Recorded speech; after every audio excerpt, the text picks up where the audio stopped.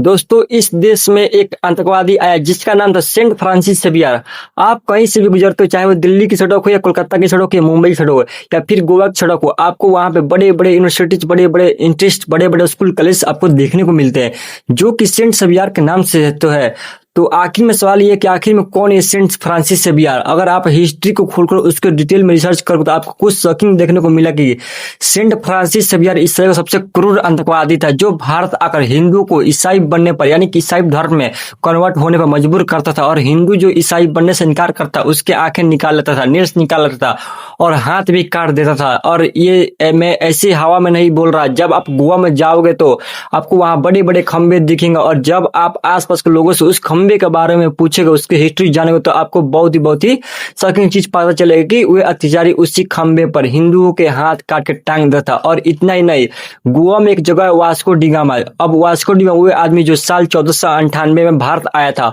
और उस दिन लोगों के नाखून उठाए इसी बात तक वो क्रिश्चियनिटी में कन्वर्ट हो जाए। वास्को डी गामा अपनी खुद की डायरी में लिखता है कि जब मैं हिंदुस्तान गया था तो मैंने वहां पर कालीकट नाम के शहर को लूटा था, और उसको मैं लूट के इतना ज्यादा सोना चांदी जवाहर इकट्ठा किया कि उसको यहाँ से वहां ट्रांसपोर्ट करने में 14 जहाज लगे, शिप्स लग गए। और शॉकिंग बात यह कि उस जमाने में एक शिप में करीब 50 से 60 मीट्रिक टन सोना आ जाता था। तो वो आदमी जिसने हमारे पूरे देश को लूटा, जिसने हमारे नाखून खींच के कोई ईसाई बनाया, और उसके नाम पर हमारे देश में एक शहर है, और जब ऐसा ही कोई सच बोलता तो उसको जेल में भेज दिया जाता है, जो कि गौतम खट्टर, उनको जेल में भेज दिया गया था। और दोस्तों जरा देखिए हमारे देश में कितने गुलामी मानसिकता वाले लोग हैं कि गोवा से पुलिस आई थी उनको गिरफ्तार करने की, उन्होंने सिर्फ सच बोला था, लेकिन अब वो जेल से रिहा हो चुके हैं जनता की सपोर्ट की वजह से।